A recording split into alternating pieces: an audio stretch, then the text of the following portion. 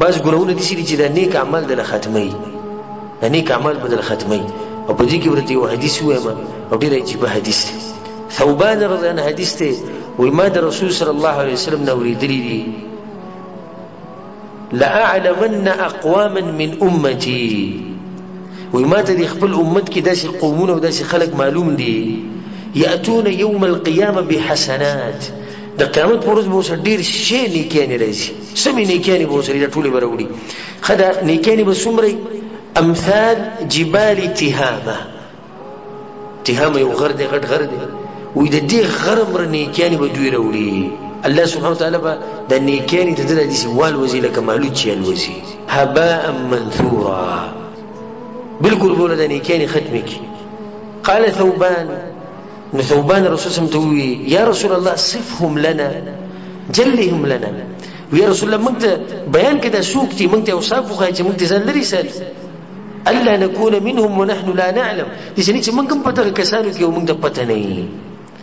کله چې دا حدیث مو ووایي که ستاسو په زړه کې ایمان و تاسو ووایئ، خو ستاسو په زړه کې به هم دا سوچ راغلی چې داسې نه چې موږ په دغه خلکو کې نه وي. ثوبان رضی الله رسول صلی الله علیه وسلم ته دا ووایي، رسول صلی الله علیه وسلم ته اما انهم اخوانکم ومن جلدتکم، ستاسو ورونه دي، وایي ستاسو په شان انسانان دي، د خاورو نه پیدا دي، یو شی.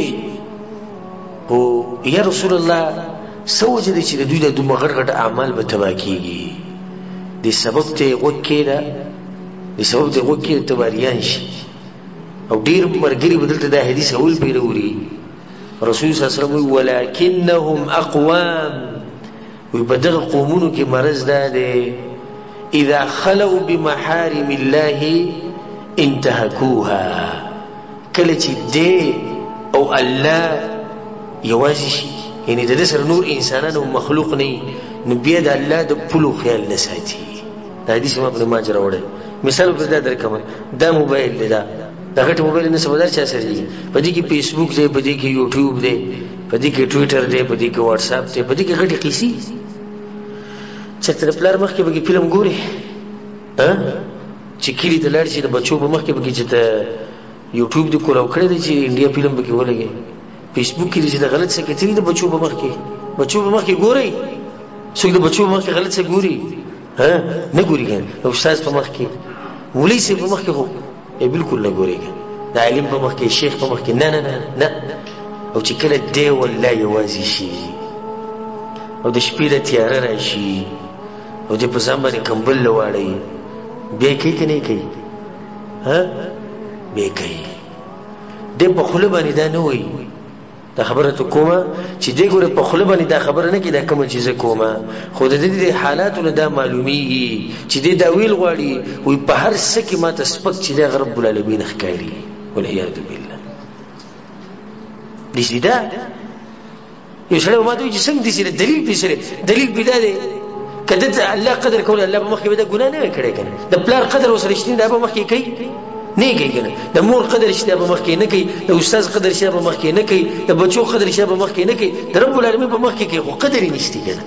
ما لکم لا ترجون لله وقارا، ای قومه څه چلې تاسو له چې د الله عزت نه کوئ، د الله احترام نه کوئ، د هغه قدر نه کوئ، چې کله یوازې شي بیا به ګناهونو باندې ستاسو بریک نه لګي. د انسانانو دومره قدر کوي چې رب مخکې ته ګناه نه کوي. او د خبرې له زور په دې ورکوم ځکه چې دا موبایل نن سبا د هر سړي په جیب کې پروت، والله بالله ثم تالله 3 قسمونه وخورم چې کله یوازې شي بیا په هېڅ شي باندې بریک نه لګي، بیا فلمونه هم ګوري، بیا سندرې به اوري، بیا د زنانو سره خبرې هم کوي، بیا فحش تصویرونه هم خورئ. او چې کله د نورو خلکو په مخ کې شي نو بیا به ده پټلۍ باندې څه لګولی؟ پټلۍ باندې به تلاوت لګولی، او په سکرین باندې به په شاشه رئیسیه باندې به څه لګولی؟ د الله نوم به یې لګولی، یا به د کعبې تصویر لګولی.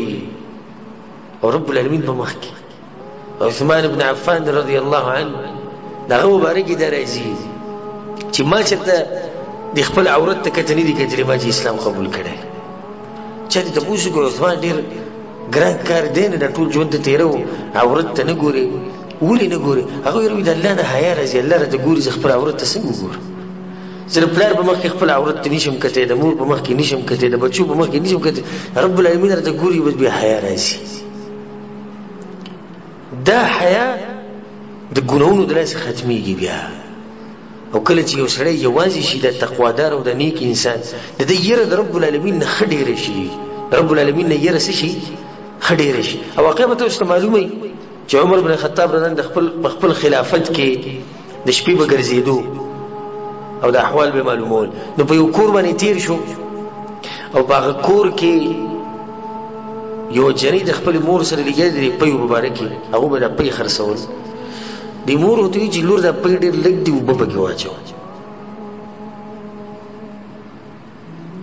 د مور ورته وایي اوبه پکې واچوه. او امیر المؤمنین خو ته د شپه ده، امیر المؤمنین څه خبرې؟ امیر المؤمنین دا پابندي لګولې وه چې په پیو کې به اوبه نه میلاوه. نو دې لور ورته ووایي او دې ته غوږ کېدی، دې لور ورته ووایي مورو که امیر المؤمنین اوده دی، خو د امیر المؤمنین رب خو اوده نه دی که نه. الله لا اله الا هو الحي القيوم لا تأخذه سنة ولا نوم. د امیر المؤمنین رب خو نه اوده کېږي. عمر بن خطاب دا خبره واورېده او بیا کور ته راغی، خپل زوی ته یې ووایي داسې یو کوړمه مې لیدلې ده او داسې جنۍ ده، ده طلب غواړو، ډېره دینداره جنۍ ده. هغه وایي صحیح ده پلار یې ته غواړې؟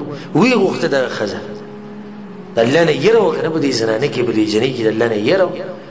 دا زه راته وایم وګوره دا دومره د یرې حدیث دی که نه، دومره د یرې حدیث دی چې د قیامت په ورځ ته رب العالمین ته ودرېږي او د غره په شان نیکیانې ته خپلې وینو نه د خندا به شین شي. خوشحالېږي به نه؟ خوشحاله به شي که نه. او یکدم رب العالمین ووایي چې د ده د اعمال والوځوئ، ختم یې کوي، ستا د زړه به نه چاودي. لکه دا خو چې د سړي د خلک ووایي د ملا تیر مات شو، دې ته وایي د ملا د تیر ماتېده، چې ستا هغه ټول کوشش لاړ ختم شو. د څه د لاسه چې یوه شپه ته په کمره کې ناست وي او توره تیاره وه او غلط فلم دې کتو، د زنانه سره دې خبرې کولې. نو دا ګوره زما د زړه نه نصیحت دی چې څنګه چې د رب العالمین بندګي د خلکو په مخ کې کوئ، دغه شان به یوازې کوئ، په پټه کوئ. مؤمن دغه او د خپل رب قدري چېرته ونه کړي. هغه هر ټیم ژوندی او تعیني د انسانانو خو پناه کېږي که نه، رب العالمین پناه کېږي چېرته؟ نه پناه کېږي، هغه خو همیشه تعیني.